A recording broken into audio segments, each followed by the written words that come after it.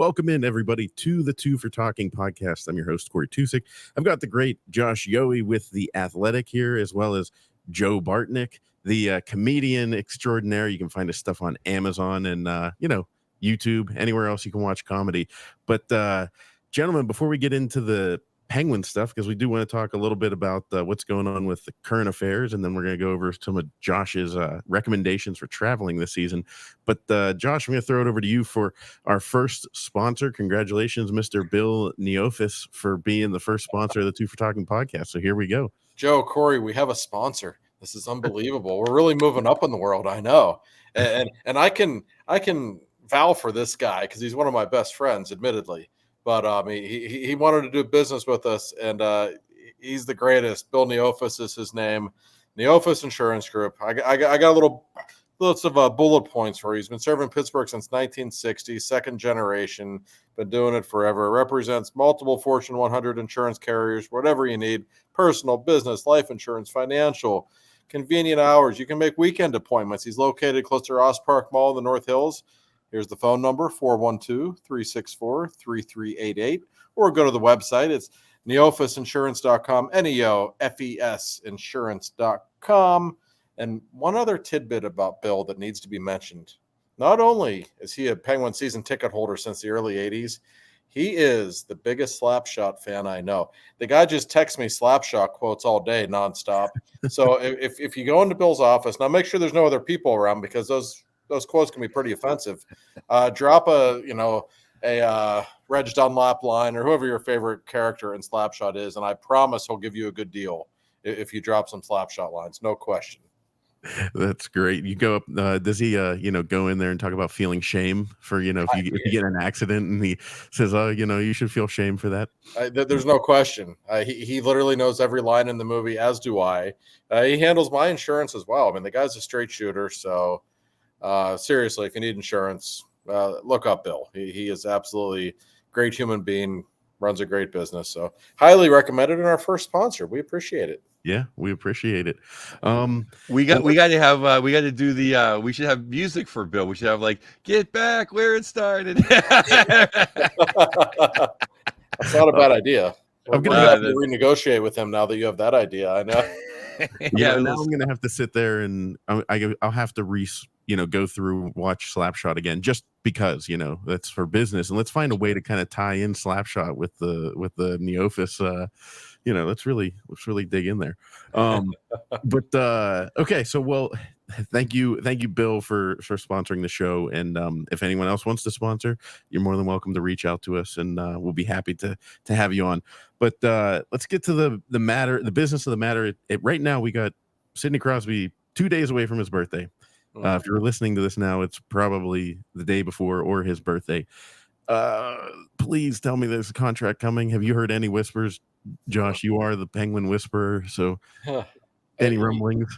Yeah, as we're recording this, it's Monday night, so a day and a half, I guess, before his birthday. I don't sense any nervousness in the organization from people I've talked with, but I haven't had it confirmed that the deal is done. It may be. It has long been speculated that the deal might be announced on his birthday.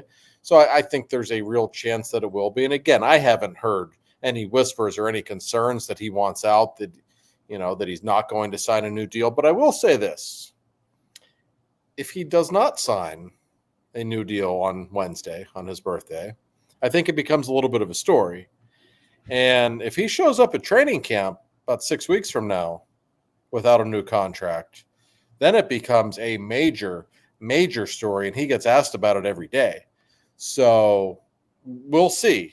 Wednesday will be an interesting day. Like I said, nobody will confirm right now what's going on. I know a lot of people that I've talked with in the organization expect it to be a 3-year deal, which of course would take him to age 40. So we'll see. But I think everybody's kind of waiting for Wednesday to come along to find out, because I can tell you everybody on the Penguin side and on the Crosby side is awfully quiet right now, enough to kind of make you wonder, what's going on and what the holdup is. It's a little tricky right now, everybody. He hasn't signed it yet. And if Josh doesn't know that the deal is done, the deal hasn't been done yet, in my opinion. It would have got out to you. It would have. And we don't know yet. It's 2 days. And now we have, Mark Madden, the super genius, is saying Geno only played 1 more year. He's leaving money on the table and he's going back. I know for a fact Chris Letang has moved to Malibu. His kids are playing hockey up there. His hand is okay. He's taking passes from 8-year-olds.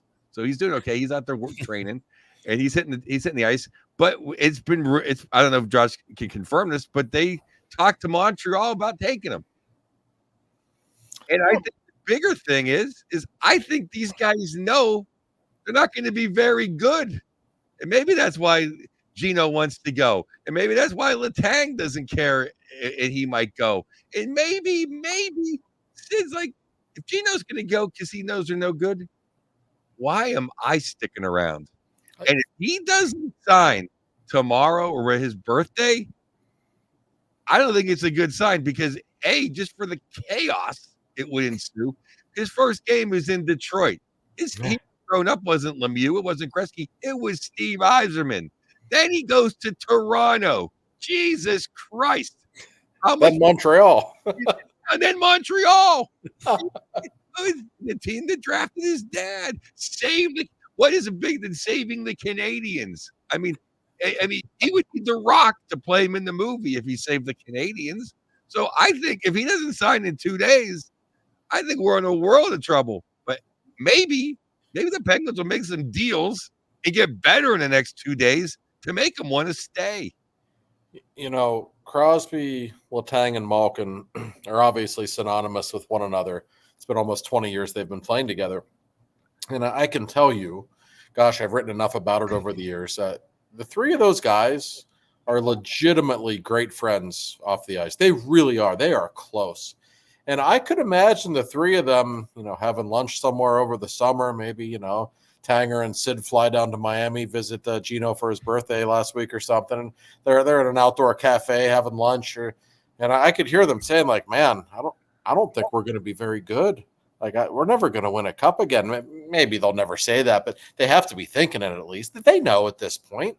They know the Penguins are not a Stanley Cup team, and they know the clocks are ticking on their respective careers. So it does get interesting, Joe, if Sid doesn't sign and the season starts without him having a deal in place. Then you think about, Madden's report about Geno, this possibly being his final season, and the stuff you're talking about Letang, and it makes you wonder, like, what's going on here? Are the big three resigned to the fact that maybe things aren't going to end in the storybook fashion everybody wants? Could be. Now, if Sid signs, and I still think he will, then that probably changes things a little bit. Those three, I think, always have wanted to play together, and that's how they would like to finish their careers. But the longer he goes without signing, your mind starts wandering about all the possibilities regarding those other two guys.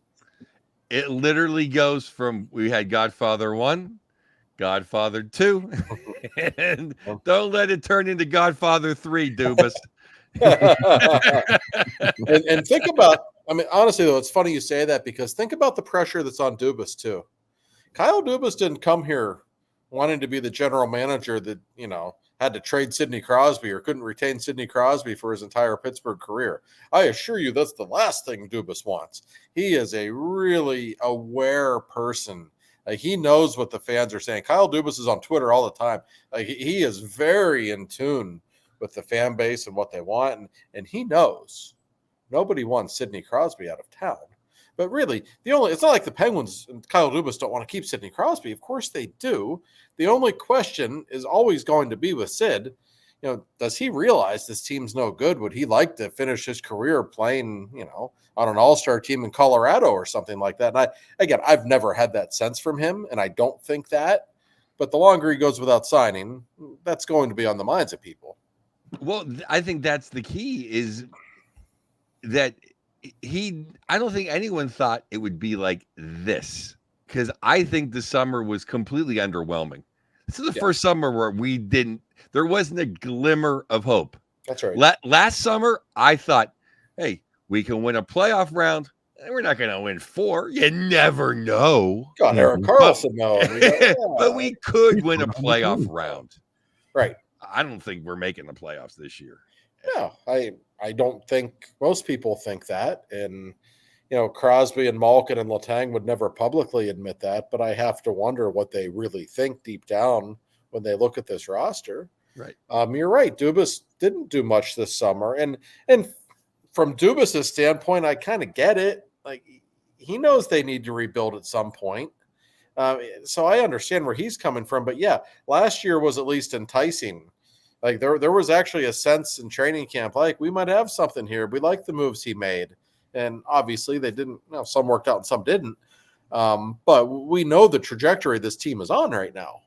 Let's be honest. You make the playoffs, every year for almost 2 decades, and 2 years in a row you don't make the playoffs, and you have the oldest team in the league, and you didn't really do anything to get better this summer, and your division probably got a lot better. That's a lot to deal with. So, yeah, I mean, I don't remember the last time there was a summer going into we're not that far away from training camp now, guys. We're 6 weeks. There is zero buzz for the Penguins right now in this town. Zero. And it's not usually like that. The expectations are very low, and that has to impact the big guys a little bit. They're human. Well, I mean, this is the first time in the Sid era that you're not feeling positive vibes going into a season. Literally. Literally. So, and there's no bigger homer than me. There's no one whose glass is half full than me. But I can't even trick myself into pretending. I know. I'm the same way as you, Joe. I'm the most positive person when it comes to the Penguins. They're always going to win the Stanley Cup. This is the year. And then I saw the NHL posted, something with the Penguins lineup and said, "How good is this team doing?" And I just retweeted it earlier, and I sadly had to say it was like 7th at best in the East. Like I saw some of the comments. Like, not good. Yeah, I don't know. I don't know. I think I'm not just saying this. I think we're better than Philly. I think we're better than Columbus. I mean, that's not saying we're the 77 Canadians. I'm just saying that we're better than those two teams. No question. But no, I meant 7th in the East, like in the 7th seed. Oh, I thought you meant in the Metro. No. I don't know. No, I mean, expectations have not been this low in a really, really long time. Who knows? They could come out and surprise us. I mean, stranger things have happened, but they don't feel like a playoff team right now. And, the elephant in the room, if Crosby goes into the season in the final year of his contract without a new one, that becomes a storyline. Every single city the Penguins play in, he's going to be asked about it constantly. That's going to hover over the Penguins all year, and he knows that. He's well aware of that. He literally talks with the media every day. He knows what the stories are going to be before they happen. So that's why I don't really expect it to happen. I really still think he's going to sign at some point this summer. But if he doesn't, man, it just changes the tone of everything around these Penguins, because there is nobody in Western Pennsylvania that wants to see him play in a different uniform ever. And it's something I think Pittsburgh fans take that more seriously than maybe fans in other cities. When you think of the greatest Pittsburgh athletes of all time, so many of them have never played for another franchise. Some have. But when you think of Lemieux and Clemente and Mean Joe Green, you can go down the list. Stargell. Yeah, Willie Stargell. I mean, we literally only know Franco. Yeah, right. Franco. That's really it. He's the yes. Where most cities have only one, a couple guys that stayed. We only have one guy that left. Right. Troy Polamalu, Ben Roethlisberger. Like, there's an incredible lineage of players who have only played in Pittsburgh. That means more to Pittsburghers, I think, than it means to people in other cities because of that legacy. And Sid is, he's number 4 on my Mount Rushmore behind Lemieux and Clemente and Mean Joe. We could argue about that all day. Right. But yes, it becomes a huge story if he doesn't sign. Like I said, I still think he will. I say that because nobody that I've talked with in the Penguins organization seems overly nervous about it. And I think they would be if there was some real friction taking place right now. So check back with me after Wednesday. I think there's certainly a chance it could happen on his birthday. But if it doesn't, I bet we'll be mentioning it again next week. Yeah. I will be official. I think 2 weeks ago I said I'm not going to worry until his birthday. And I'm not going to worry until his birthday. I'm really not. I will worry August 8th. 8th. Yeah. I'll start to worry. But but should we do? I know you're the Corey. Do we have time for like a I guess we have all the time in the world if it happens next week. But I mean, is it prudent to trade him if he doesn't sign? He's not going to sign in next, June 8th. I mean, do you trade him, Josh? I mean, yeah, you'd rather do that than let him walk. Well, that's what I'm saying. I mean, for the good of the franchise, yeah, I guess. It's funny. It's something I've never really even entertained. I don't think anyone's ever asked me, would you just trade him? Man, you'd get King Grantham. Yeah, I mean, if he tells Kyle Dubas, hey, I don't think I'm going to sign a new deal. I don't like the direction of this team. At that point, yeah, I think it's something you have to consider. The worst case scenario is him walking. right. After next season, you could still get an enormous amount in return and kind of start the rebuild on the fly if you could get a huge package for him. And I always tell people, like, it's such of a cliche to say, but if Wayne Gretzky can be traded, like anybody can be traded. Stranger things have happened in hockey. But and you just have Ron Cook write the hit piece, and away we go. That's right. Yes, Ron, I'll never forget that. You can listen. He's getting hit by a hurricane in Tampa right now, so I don't wish bodily harm on him. I just want him to know that I know. It was BS, Ron. You know it, and I know it. It was BS. Go to Steeler training camp, Ron. Don't write about a sport you know nothing about. But that's it. I still think he's going to sign. I really do. I just would be shocked if he doesn't. I still, in my head, is still 95% that he's going to be signed before training camp begins. All this fear that's coming up in me, like, I don't know if you can feel that from me and Joe, but there's this like little, like, oh, like once our brain starts to think about it, you're like, oh my God. But I remember when Lemieux, like this to me lays the groundwork for what fans should focus on for the next 4 years. Like, enjoy them while you have them. Mm-hmm. Go, because that was Mario at the end. Like, after his comeback season, I kind of knew, that the pieces were falling apart from the team, and it was kind of not going to happen. He was just carrying it to the next generation, the X generation, for if you will. And I remember this. It was like this slight little rumor, wasn't even a big thing, that Montreal was interested in acquiring Mario. It was like maybe 2003. And I mean, I heard that on the radio. It could have been an offhanded comment by somebody. And, they were going to compete, and he wanted to go somewhere to win. I literally got in the house, told my little brother, I said, get in the car. We're going to the arena. Like, drove down. It was the first time I ever drove into Pittsburgh. I was like 17 years old. And went to the game because I was like, oh my God, this is the last time I'm going to see him. So I just, Dave Molinari read an article, the pros and cons of trading Lemieux.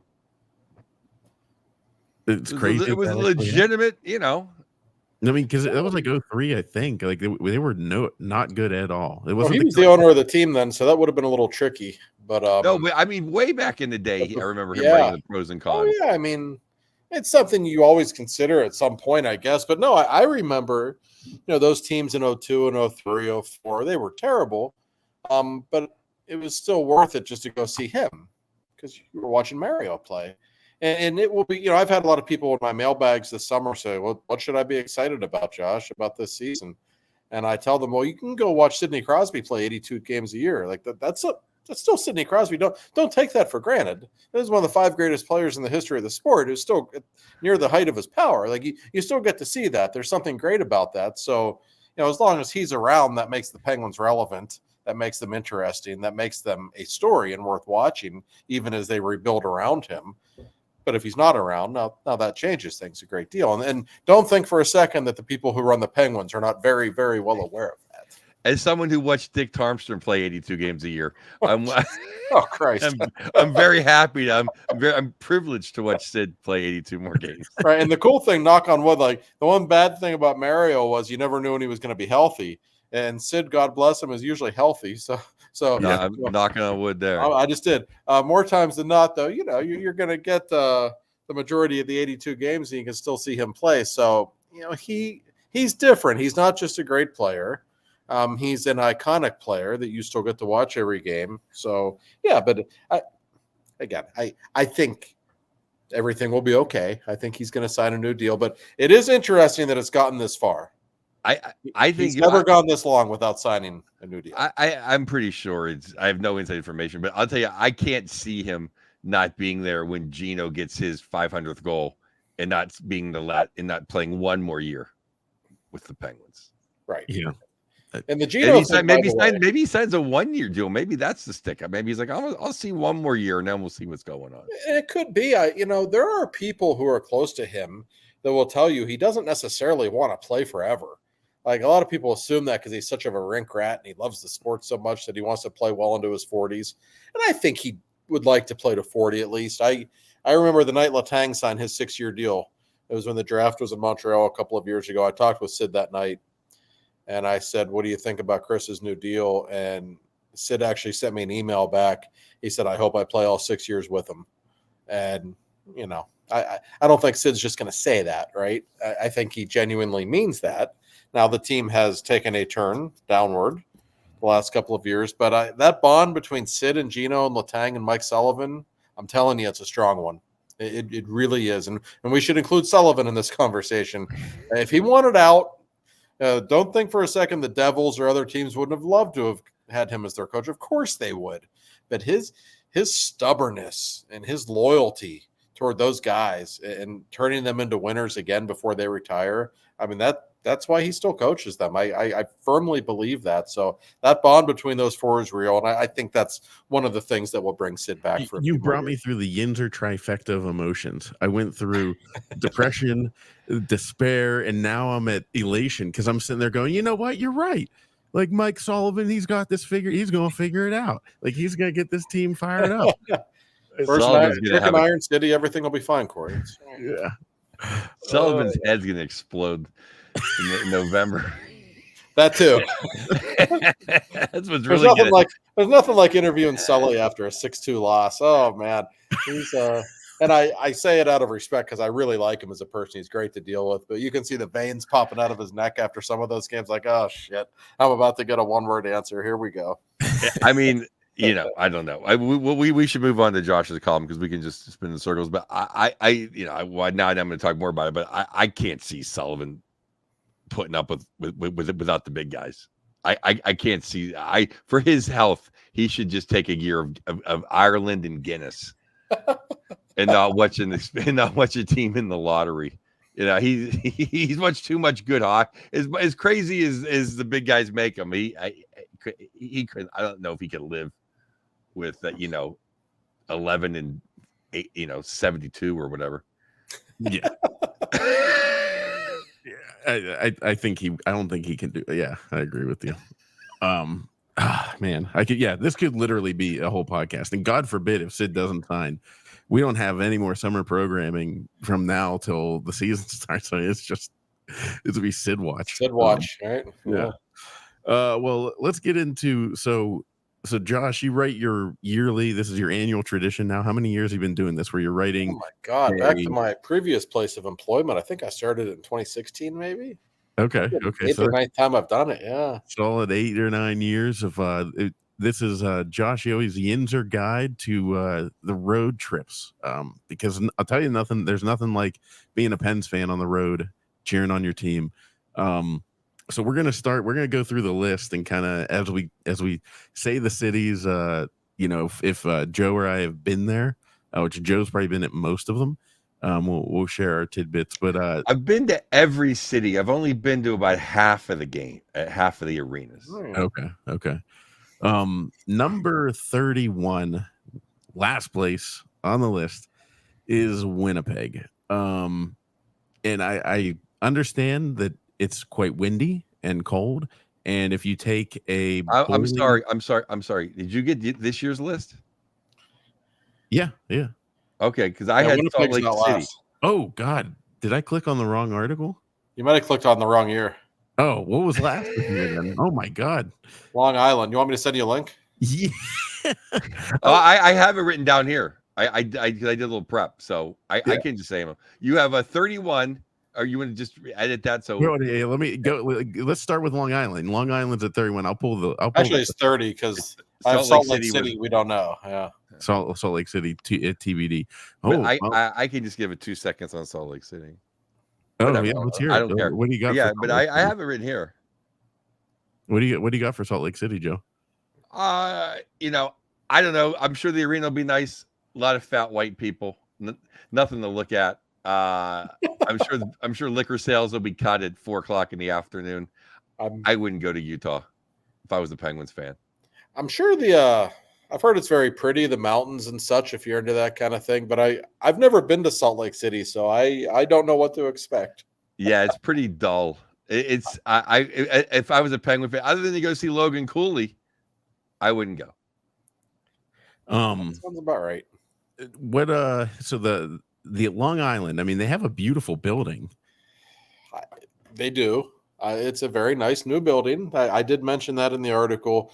What I hate about it is that it's on Long Island, and well, actually, it's not. It's like in the middle of nowhere. Like when you get to the Islanders Arena, there's just kind of a highway there and a large parking lot and a vacant horse track. That's all there is. Like it's just far enough away from Manhattan to be kind of annoying. Islanders fans are not my favorite. They're a lot closer to Flyers fans than I think people realize. It's a rough bunch. They're kind of boring to watch. I don't think the Islanders get the juices flowing too much. It's not my cup of tea. I haven't been to the new place. I went to the Fort a couple times. That was like going to a high school gym. Oh yeah. And the history just dripped out of that place. Yes. And just regular season games, I went to a few of those, and they were just nuts. I thought that was fantastic. Oh, the Long crowds are Island great. Yes. is a pain in the ass. And if you're up there, just go to the Garden. Yes, that's why the trip to the Garden ranks much higher on the list. Yeah, I actually saw games at the Barclays Center. Oh yeah, me too. Which was, I'm sure you did. Yeah, it was an interesting experience. It wasn't as bad as people made it. That was one of those things where people just want to crap on hockey. Go ahead. I actually don't mind. Barclay wasn't that bad. I like Brooklyn better than Long Island. Actually, Brooklyn was all right. Oh, absolutely. I have a great time in Brooklyn. I'll be there in a couple of weeks. You have 29. You got the Devils in Jersey. I actually did some volunteer work at a food bank in Newark. I don't say ever go to Newark unless you have to. It's a slum. Newark, it's a slum, is what it is. Let's put it this way: when you walk out of the main entrance after games now in Newark, I'm not exaggerating. There are police cars lined up everywhere. There's a huge security presence, which I guess is appreciated, but it's in a bad part of town. There's just nothing to do around the arena. There's a couple of restaurants, but there's nothing going on. The building is sterile, boring. Oh, it's a terrible building. It's new, but it's not a great building. And I always say the thing about Newark that's so awful, it's one of America's worst teases. You can see the skyline of Manhattan in the distance a few miles away, but there you are standing in Newark. It's just, I mean, it's not my favorite place. Well, it's funny you mentioned about the police presence and everything, and in being protected, like in muggings, things like that. I went to a game in Newark and leaving. We were family friends, and my dad and and our families, the other family's dad, both got suckered into giving a woman $20 each. Because she said that, there was a gas leak in her house and her kids needed the food, and all that. And I remember sitting there going like, Dad, I'm telling you right now, this woman is lying through her teeth. And then he said to me afterwards, he goes, yeah, you just do that to get out, Sometimes that $20 is worth it just to get the hell out of Dodge. That's right. Did the Penguins win? They did. 3-1. Oh, see, there you go. That to me is like, wow. That's the karma. That's and like, they don't win there very often. So. Yeah, no, it was a miracle. Actually, that was Paul Martin's homecoming to New Jersey in 2010. I believe he scored the empty netter. And it was interesting to see the cascading boos come down on him. People were booing. They were pretty upset that Paul Martin left. And speaking of cities, I got the list up now.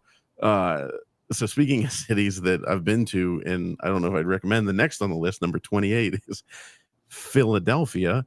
Take it away, Josh. What's your experience in Philly? It's not that I don't. On some level, I enjoy it. I like games in that building. Like it's not like anywhere else.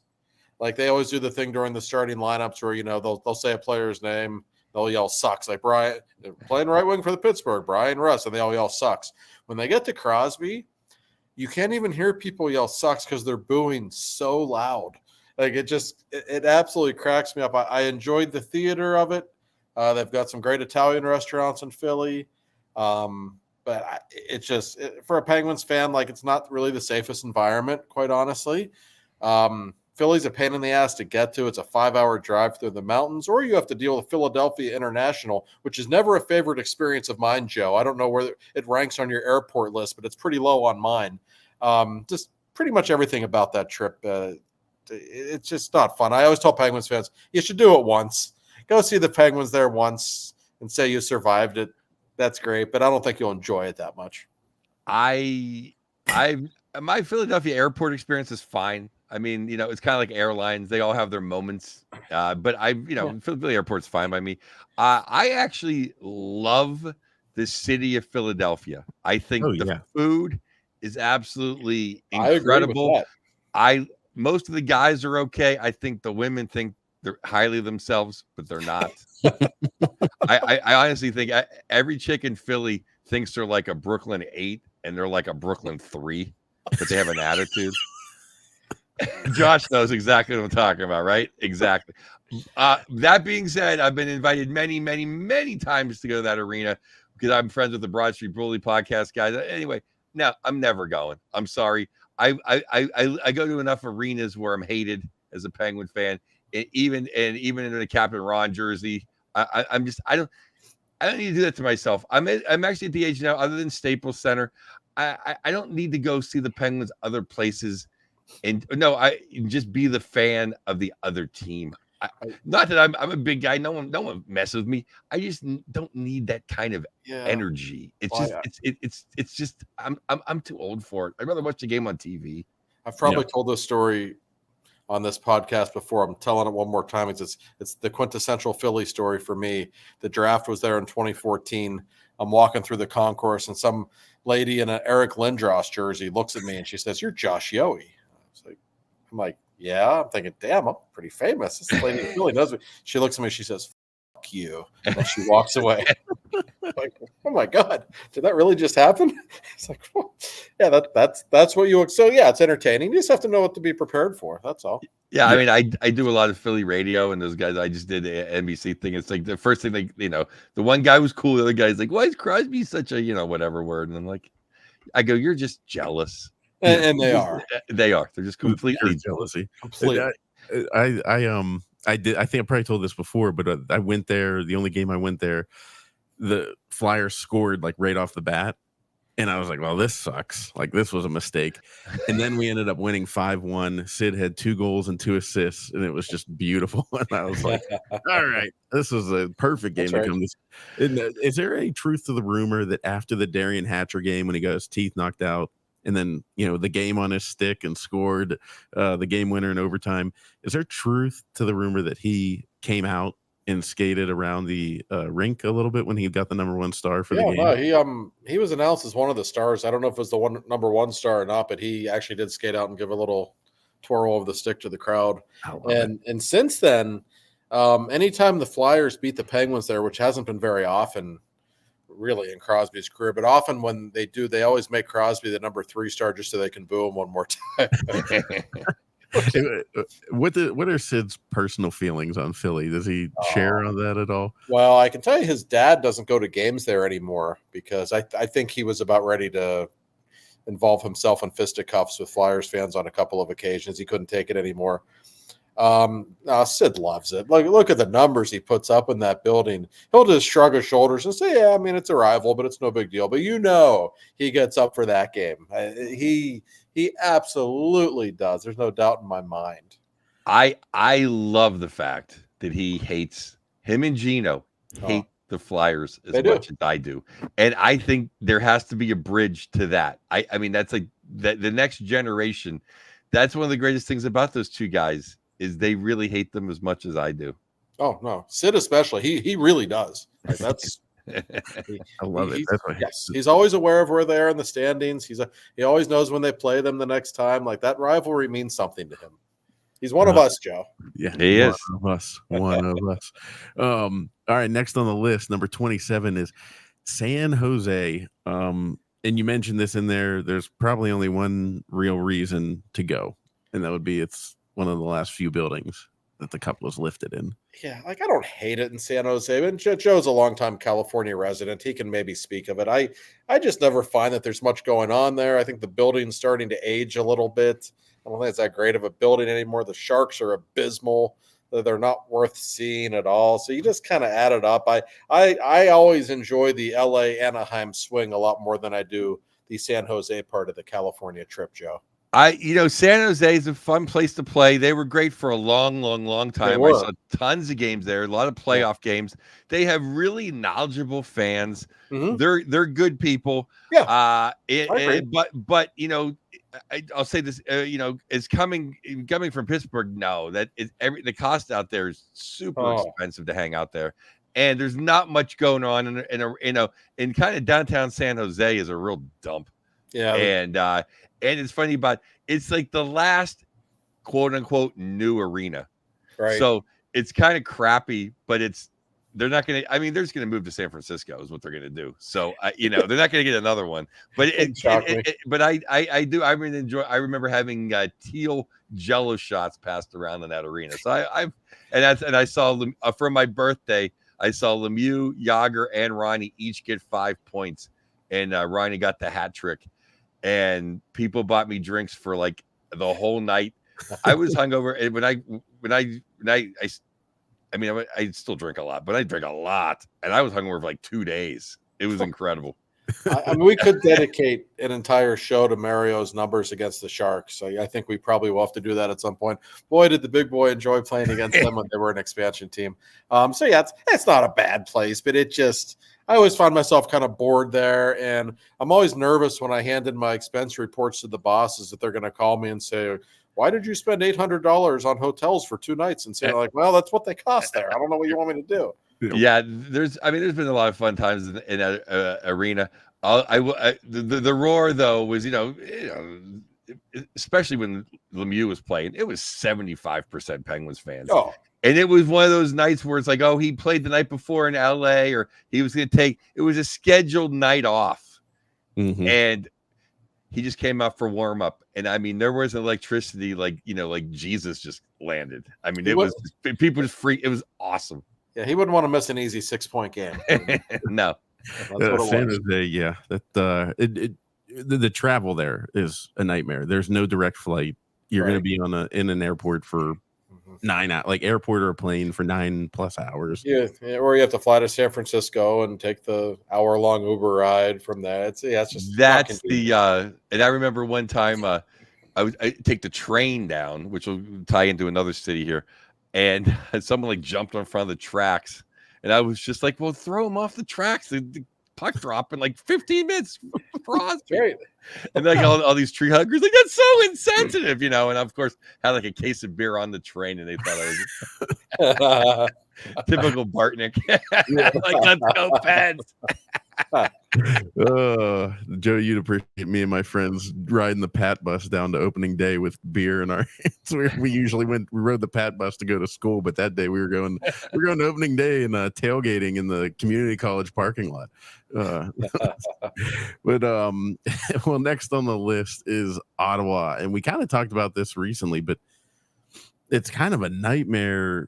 It's not near the city, because Ottawa itself is a beautiful city. Yes. And they might build a new building near the city, right? What's going on? They're trying to. I don't think that's official though. Downtown Ottawa is beautiful. If you're into architecture, it looks like a European city. It's one of my favorite cities in the world, the downtown area. But where the Senators play is about a half-hour drive south, depending on traffic, in Canada. It's in the middle of nowhere. It's the worst arena in the league. I personally like this trip because my kids live about an hour and a half from there, so I get to see my kids when the Penguins are in Ottawa, which is always nice. But boy, if my kids weren't there, this trip would probably be even lower on the list. The Senators don't do much for you. The Penguins always lose there for some reason. They play like shit in that building every year, and it's not a nice building. It's just far enough away from the city. to be a pain. There's no direct flights to Ottawa, so it's a long day of travel to get there. You're a hardcore hockey fan if you want to go there. I enjoy Ottawa in the summer, Yes. but it's also like, I don't know. There's only 1,000 other places to go to on vacation. I would skip it. The weather's terrible there in the winter. Oh my God. Yeah, I wouldn't be just like the next one, Winnipeg. Yes. Big Buff isn't there anymore. I don't know why anyone want to go to this Or place. you take a boiling cup of water to throw it out and have it. Isn't that what you do? You take a boiling cup of water and go out in the wind. And it evaporates. Yeah, it's so cold there. Oh, the coldest I've ever been in my life was in Ottawa, actually. It's like -30 Fahrenheit or something one time when we were there. Winnipeg, I would say about Winnipeg, the people are incredibly friendly, and the airport's very nice to deal with. Other than that, it's a cool building, but I cannot really recommend this trip unless you are a really hardcore fan who just wants to see every arena. It's miserable to get there. It's not the greatest. No, speaking of being a hardcore fan, this next trip, Edmonton, you'd probably be going for one reason and one reason only. Anywhere number 97. But it's a good reason, Joe. I mean, you're only going to see Sid against Jesus so many more times, right? So I think it's an incredible. I would like to take a pilgrimage. I heard that arena is incredible. I've been to Edmonton. They have a nice mall. I think that's one of the things when you can put away you can throw out the travel and the weather because you're going to go see Jesus and Leon, right? And I for a hockey fanatic, I think that's a great trip. You got the West Edmonton Mall, and also as a bonus, the Penguins play there in October this year, so the weather probably won't be that bad. Well, no, it's that's pretty good. So, I know, number 23 on the list. I know Josh has probably been there more than me. Is St. Louis. And there seems to be a lot of these scribes, if you will, seem to love St. Louis. I've been there like 6 times. I've never found the nice part. It's a dump. I mean, it's really honestly the area around the arena is pretty dangerous. It's not in a safe part of town. I've been to Cardinals games there. I like that part of downtown better. It's a great baseball town. I always tell people if you want to go to St. Louis for whatever reason, go see a Cardinals game and go visit the Arch or whatever. It's fine. But no, it just never ranks very high on my annual list. I don't see a whole lot of charm in the downtown area at all. I never took the tour of the Arch, but to me, it's like the Alamo. And I was just in San Antonio, which I didn't do this time because I was one of the worst days of my life was going to the Alamo. Like, yeah, I'll never forget the Alamo. The Alamo kind of sucks. Oh, 1,000. Then I got sick at the Fuddruckers next door and I had to do a show. Like, this is terrible. I mean, I got sick in San Antonio once myself, Joe, long ago at a wax museum. Yeah. I mean, I was just there. I had 3 asthma attacks. The air is actually worse than in Los Angeles and San Antonio. Imagine that. I mean, the great shows and nice people, but the air was horrible. No, but anyway, the Arch, I know you see it like in movies. You think you're going to see like the Empire State Building or the Golden Gate Bridge. You get there, it's like, I don't know. I was really disappointed in almost everything St. Louis has to offer. Yeah, they got some good rib joints and stuff, but I mean, every city has good restaurants. It's never been one that You're right though, Joe. A lot of sports writers love St. Louis. I don't know why. I don't. Every time I'm there, I'm like, 2 days of my life I'm not getting back. That's we're the younger, hipper generation. But 22. The Detroit Red Wings, Detroit has all the historical, whatever you say about Detroit. I love how it's bouncing back. So do I. I love going there. I think it's awesome. And the new arena, Little Caesars, incredible arena. You got your history. You got a great hockey team, a young team. I would go to Detroit if I was living in Pittsburgh and go see hockey because Detroit is a fun city. It's cheap. Yeah, it's the best building in the league, in my opinion. Little Caesars Arena is unbelievable. The vantage points, the concourse, everything about that place is great. And you go to Detroit a good bit, Joe, I'm sure, so you know. It has bounced back in the last 10 or 15 years so much. Like around the time when the Penguins won the Cup there in 2009, it was pretty big dump. Yeah. It's different now. I love Detroit. I probably should have put it higher on the list. I really enjoy going there. It's a 4-hour drive or so from Pittsburgh, 4.5. Not bad. If you want to fly there, we have direct flights there. Beautiful airport too. It's a great airport. Earl sandwich in the airport. That's right. And you're right, it's cheap. Everything, the hotels are pretty cheap. Yeah. I like Red Wings fans too. They know the game. They're pretty respectful fans. Michigan people are usually really friendly. Detroit's a cool spot to go to spend a weekend. It really is. Yeah, there's a lot of things to do, and it's you hear Detroit, but a lot of the really cool stuff is in really like safe areas too. I'm not a guy I don't care where the stuff out if I want to go to it, but there's a lot of stuff in like completely touristy areas that are like nice, that aren't like, oh, you don't feel like you're getting screwed, like, oh, I'm a tourist. It's like it's hard to explain, but it's a good place. If you want to go off the beaten trail a little bit, it's still pretty cool. It's a little bit of that edge, but it's cool, man. I might have told you this. There's a lot of great music in Detroit too. Oh yeah, I might have told you this before, but I get fed. I don't know how the algorithm has worked, but being a Michigan fan and listening to so much Michigan stuff and all that, I've for years I get nothing but Michigan stuff fed to me in ads on the internet. So I see all kinds of stuff where I'm like, oh, that's a pretty cool little spot. Like Michigan seems like a cool, and I'm going up there this year for the Arkansas State game, September 14th. So unfortunately I didn't time it. I wanted to time it with a Penguins. But you want to guarantee yourself a win.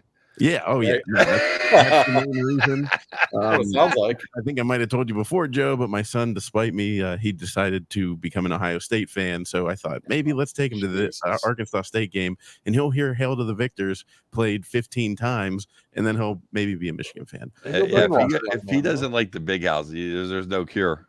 Next on the list is Minnesota, and my nephew in particular I told him, I said, I got to find a way to get you out to Minnesota because Fleury is his favorite player of all time. And this might be one of your last chances to see the Flower. Well, yeah, this trip, it's not an exciting place to go, but you got the Mall of America, which, if you're into malls, it's a fun little place.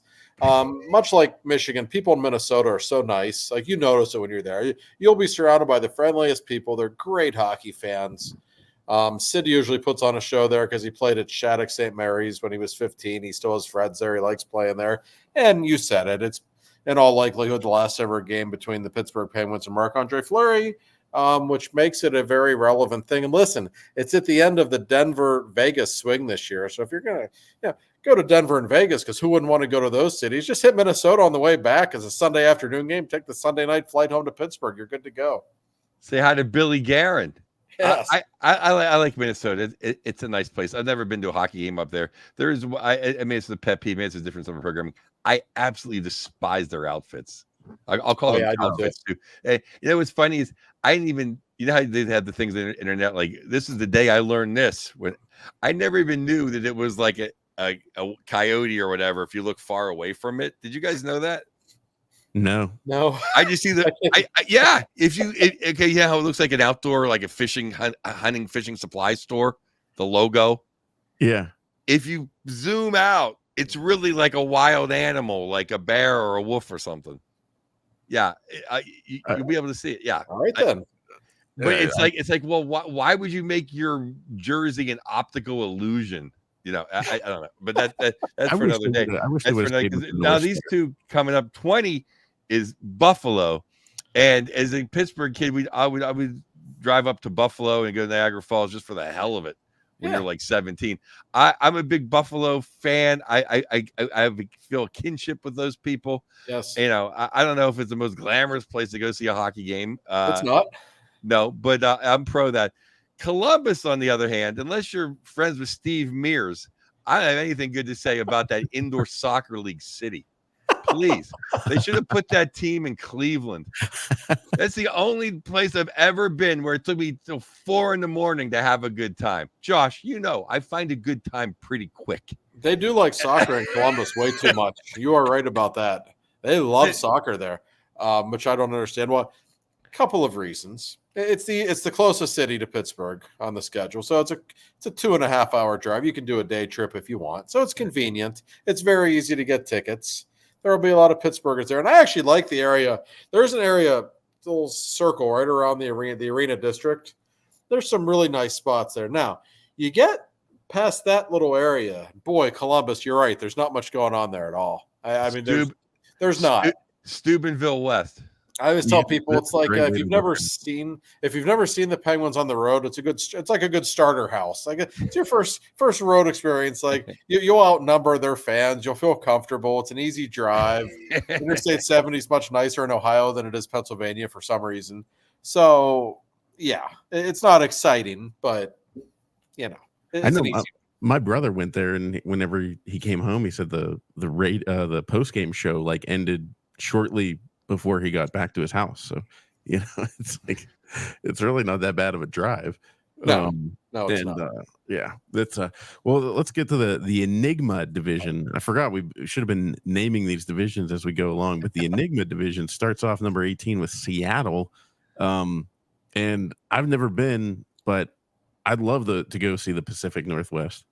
Great city, incredible. I did my first comedy CD there like 25 years ago.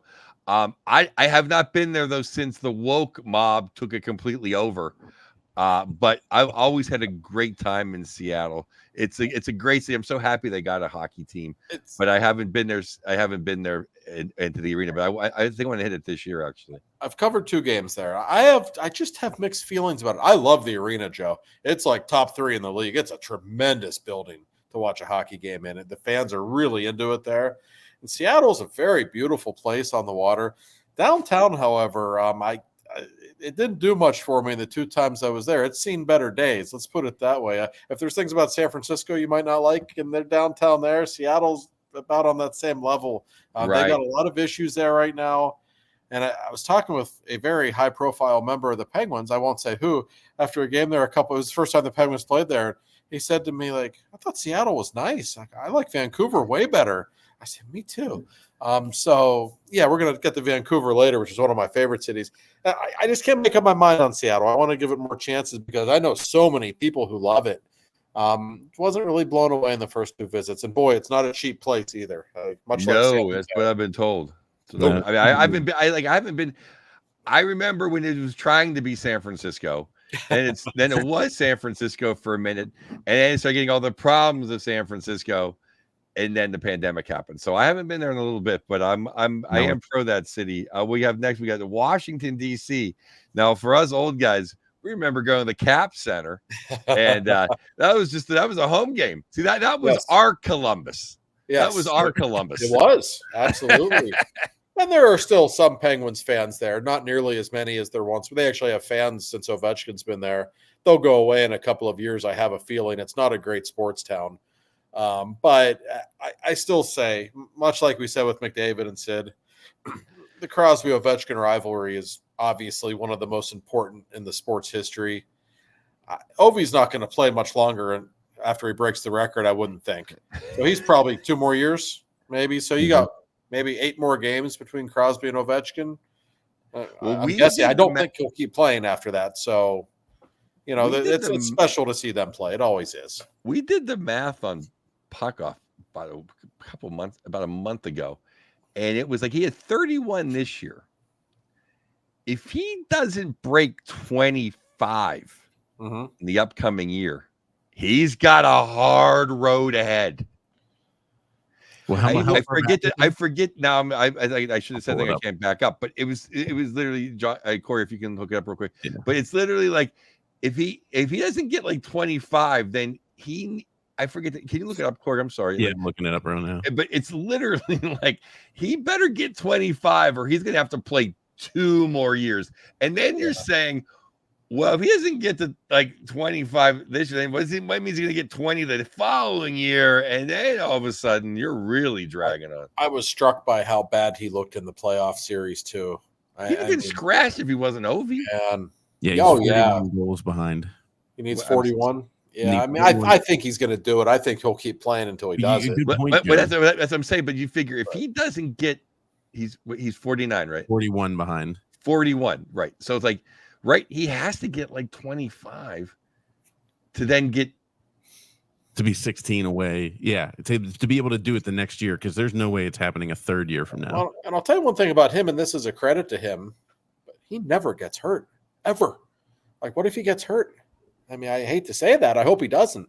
but that, it's always in play. You think even though he's pretty indestructible, it could happen to him at some point, and that would certainly change everything. But I suspect he'll keep playing until he does. And DC. Most people who live in Pittsburgh have probably been to DC at some point, if not many times. Easy drive. There's pros and cons. The traffic sucks. It's expensive, but boy, if you like history, there's not a better city. You go see the museums, whatever. You can make a fun weekend of it for sure. But great restaurants too. too. Great restaurants around the arena too. Yeah. I just hope he breaks it. He'll crawl to do it, but if he has to, anything to dethrone, anything to knock the great one down a peg, I'd be happy to see it. And I'm not even as against Gretzky as I am just Canada, because I and I'm not to sound like Pursuta, but I really don't like them not letting Russia and Czechoslovakia play and whatever bullshit. We talked about this last week, so I won't get into it again. But that really, really sticks in my craw. Me too. And what always irritates me about and listen, I'm friends with some members of the Canadian media, so I'm not saying they're all bad. They certainly are not. Just the constant ass kissing of Gretzky, even 25 years after he retired, it just never stops. Yeah. And maybe as growing up being a Mario fan, maybe I'm sensitive to it, but it's like, how many times you'll be watching Sports Center in Canada or whatever, and you'll see, they'll be showing Crosby's numbers, McDavid's numbers, and they'll just have to show the last person to do this was Wayne Gretzky in 1983. They never miss an opportunity to mention his name. It just infuriates me. Oh yeah, I mean the fact that there's like 10 cities in south of the border, south of the Mason-Dixon line. It's all Gretzky. You don't think Gary Bettman would have put a few teams down there, no matter who was playing? Yeah. No, of course not, Joe. That's what the 88 MVP was all about. All right, so we'll keep the next. That was the first 15 out of the 31 cities that you can go visit as a Penguin fan, but we'll keep the next 16 for next week because we got it's going to take a while when we're getting into the cities that we love. That's going to be more to talk about. So, but before we go, Joe, you were saying you had a come to Jesus moment. Yes. I'm curious to hear what it is. Well, a couple weeks ago, we did the top 20 Penguins of all time.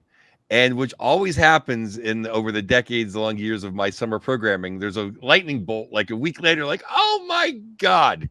And I literally forgot a guy that's easily in my top 10 right there. There's the Mount Rushmore, then there's the next three, and then he's right there next to Rusty. And I forgot him. The man with 3 Stanley Cups, Chris Kunitz. Mr. Kunitz. How could I ever forget? I love Chris Kunitz. I thought it was a disgrace that he wasn't retained. I think he's one of the reasons why we didn't have the three-peat. And to me, nothing is playoff hockey. Like first shift, he goes down and cracks somebody's skull like he did to Timonen and about 4 other guys. And I'm embarrassed I forgot to have him on my list. So Mr. Kunitz, the Kunitz family, if you're listening, that was an absolute mistake. And please use this as the clip, Corey, because I want this for everyone to know that I made the mistake. And I can't even believe even I told Frey, she goes, you forgot. I can never believe this. I forgot because like, oh my God, like he knows I've loved him for the I just love the moment he laid out Timonen. He does that. Somebody does that to a Flyer. It's Joe Bartnick's favorite player. I remember that hit like it was yesterday. And Chris Kunitz, I always say about him, that guy is a giant in Penguins history. He won 3 cups. He was really, he played with Sid. That helps your offensive numbers. He helped make Sid better too. He'd make those little passes in the neutral zone and hit him in stride. He was more gifted in the hockey sense than people would give him credit for. And oh, by the way, he scored what you could argue is the biggest goal in Penguins history, certainly top 5, double overtime against Ottawa. He had 2 goals that game, and he, of course, was at the very end of his career. I don't think he had scored that postseason, and then on that night he scores twice. That's all you need to know about the type of character that Chris Kunitz had, that he would rise to the occasion in that game. Just, man, you don't win Stanley Cups without guys like him. And that's a great call, Joe. And I don't know if I mentioned, by the way, since we're thinking of people we forgot, I don't know if I mentioned him last week, maybe I did. I don't think I did, though, on my list. One of my all-time favorites, and partially because I got to deal with him. Matt Cullen, better known as Dad, is just yes, an unbelievable gentleman. And I'm not sure they win those cups without him. I really think the influence that he had on the Brian Russ and the Tom Kuhnockles and the Connor Sherricks, I would see him in the locker room every day after practice, just sitting in the corner talking with those guys, showing them the way, literally on and off the ice. Unbelievable leader that guy was. And do not ever forget the game he played in Nashville in Game 6. He played the game of his life that night. Penguins were shorthanded half of that game, and he led all Penguins forwards in ice time that night at 39 years old, and he was unbelievable. I've just one of my favorite people in the world. All the respect in the world for him. Isn't that what makes hockey so great?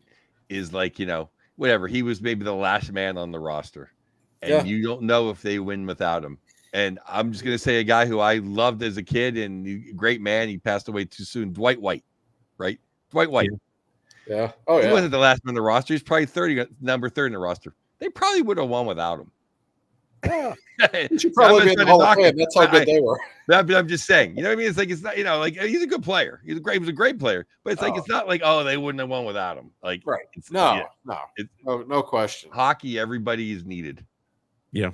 Yeah, that's true. And I do remember early on in the 2015-16 season, I was kind of pissed off at Matt Cullen because he was trying to talk about leadership whenever Johnston was still there.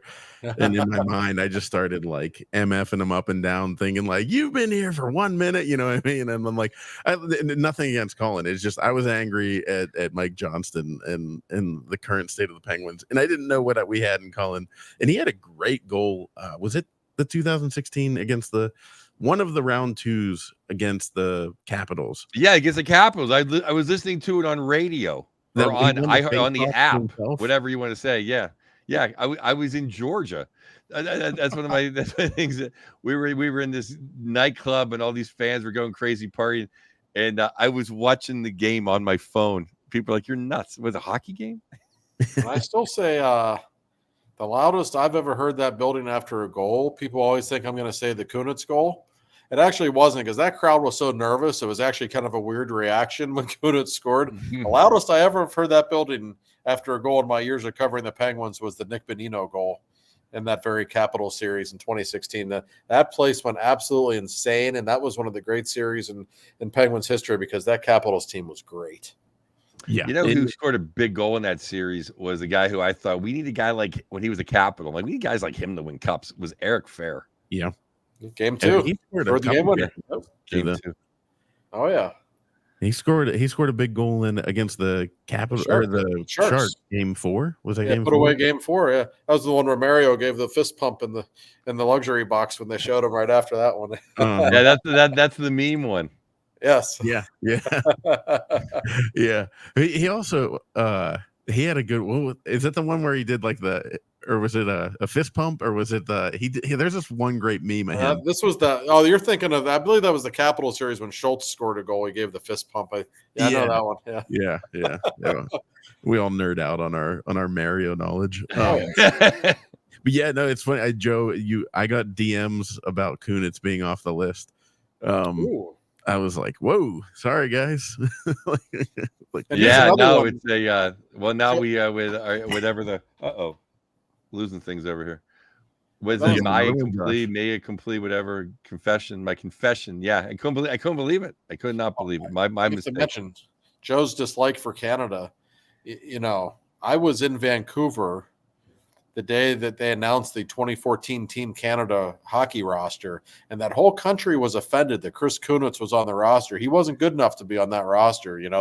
They were very upset that, Sid Zwinger got to go play in the Olympic team, and he was good in the Olympics, and he scored a goal in the gold medal game against Sweden. So, I think everything turned out okay for Team Canada. Well, Kevin Lowe is in the freaking Hall of Fame, so everyone's allowed to bring their caddy. If he's in the Hall of Fame, I think Kunitz has a pretty good argument. Yeah, at least Gonchar, but that's for another episode. Everyone in my podcast has to have for 10 years it was JR not in the Hall, so now I got Gonchar to go for. Yep. Well, and Joe, you said, and I always forget this too. It's common. You said 3-time Stanley Cup champion, but he's won 4. I had 4. Yeah, he Wow. won 4, With but the 3 with Duckies. us, and then 1 with the Duckies. Like he's 2007, he was on that Ducks team, right? Yeah. Yeah, his only blemish is he got Brian Burke his cup. It's the only thing to hold against him. Or maybe it just shows his greatness even more. I don't know. Yeah. who do you think won that trade? Ryan Whitney for Chris Kunitz? And Tangradi didn't even work out, and the Penguins still won the trade in a landslide. So yeah. Oh, 1,000%. That's my favorite thing about Whitney, is he got his Kunitz. Well, I guess that'll do it for us on Two for Talking this week, guys. Good stuff. And next week, hopefully, we're talking about a Penguins contract extension for Mr. Sidney Crosby. If not, we might have to plug in a landline into this stream and just let people call in, because it's going to get ugly. We'll be talking about 87 one way or the other next week when we reconvene. And we may have something special going on, and big week. A special guest, yeah. Big week. We'll see. All right, guys. Well, that'll do it for us. Thanks for listening. If you want to email the show, email 2fortalkingpodcast@gmail.com, and we will talk to you guys later.